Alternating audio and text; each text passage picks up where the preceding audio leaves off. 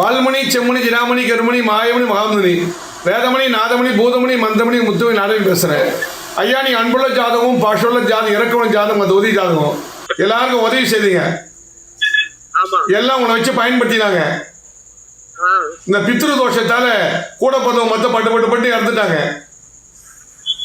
உங்க பசங்களும் உங்களை கவனிக்கல. இப்ப அனாத மாதிரி இருக்கிறீங்க. வருமானம் பத்தல.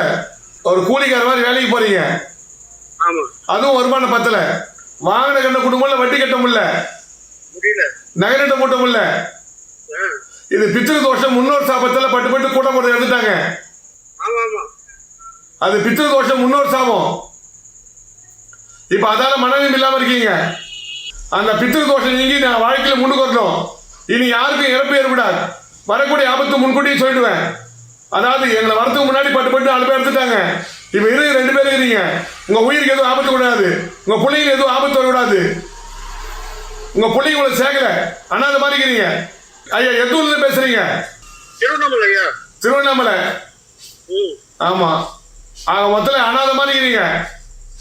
வருமானம் பத்தணும், கையில பணப்பழக்கம் வரணும், சொத்து பிரச்சனை தீரணும், பசங்க பேச்ச கேட்கணும், சொத்து பத்து வாங்கணும், கையில பணப்பழக்கம் ஏற்படணும்.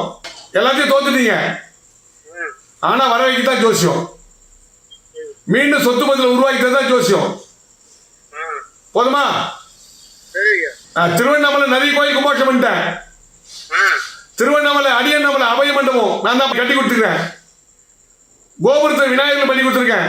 மங்களம் சிவன் கோயில் பண்ணி கொடுத்துருக்கேன். நவகிரகம் கொடுத்துருக்கேன். சத்தியமங்கலம் ஒரு 4-5 கோயில் கும்பாஷம் பண்ணி கொடுத்துருக்கேன். செம்மேடு பண்ணியிருக்கேன். ஜம்மையில் 100 கால மண்டபம் புதுப்பிச்சு கொடுத்துருக்கேன். இது மாதிரி 3000 கோயில் கட்டி கும்பாஷம் ஜோசி தான். உங்க கோயில் பிரச்சனை தீர்த்தரணும். உங்க கோயில் வந்து திருப்பணி செய்து தரணும் இல்லையா? நான் பண்ணி தரேன். போதுமா? வேற என்ன கேட்பீங்க? ஓகே, நன்றி, வணக்கம்.